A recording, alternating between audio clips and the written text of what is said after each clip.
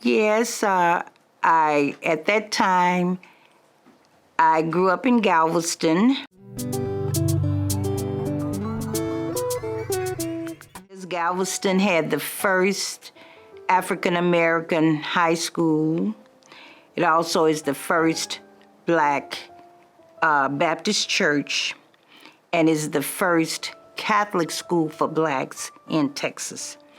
If you go look at the history of Galveston, even though it was a slave state, people worked. They had a wharf. We call it the wharf, but I guess it's the seaport, and people were able to work. And then you had, my granddaddy was a musician, and he played, it's called the Balinese Room, and it was on the water.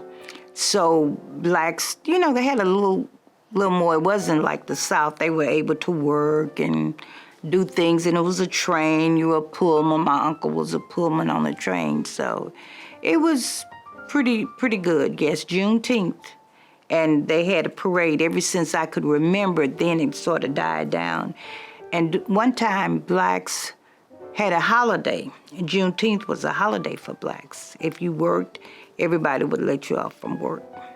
It means everything. I just love Galveston. It's an island, and it's 50 minutes from Houston, and I just love it. I think about growing up and how we used to go to the beach.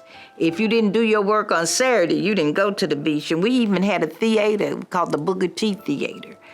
And if you didn't do your work on Saturdays, you didn't go to the beach. And I was like, and going outside, like I tell the kids now, that was a punishment. If we couldn't go outside, you all like to stay inside. We didn't. So that was a punishment if you didn't do your work on Saturdays.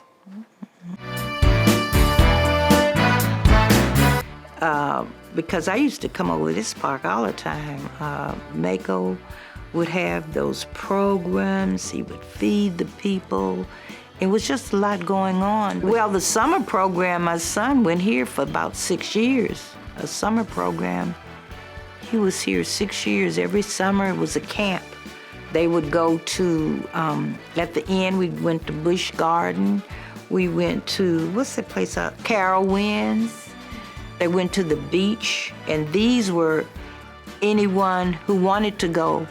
But I'm the type of person, it was something said to me about this park, but I don't, my son liked it and he wanted to go. So that was fine with me. Well, one lady, you know how people say things to you and they don't think you hear it? She said, "Why would you send your son over to North Park?" And I said, "Well, why wouldn't I?" I knew what she was trying to say. I said, "Well, what's wrong with North Park?" "Well, I wouldn't send my child over to North Park. All them folks over, them po-ass folks." I said, "What?" I heard it.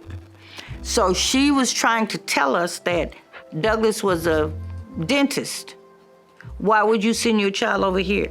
But we're not those type of people. I sent him because he loved it over here. And that's why he was sent here. And there was, something about that. And I said, no, we don't do that. We don't do that.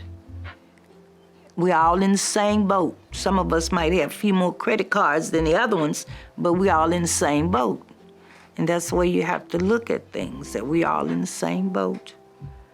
And that you don't distinguish just because you might have this or have that. We're all in the same boat, and you're trying to help each other.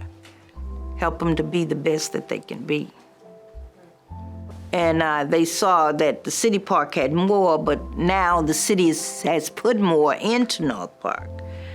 And I think they started going to Fairchild.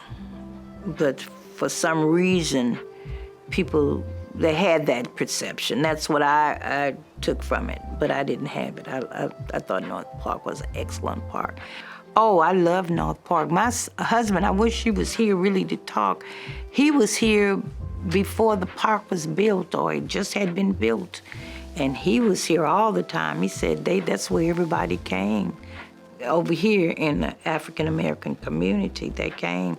But we have been, since I've been here 40 years, We always came to something over here in the park. We were always in North Park. That's what we called it then, North Park.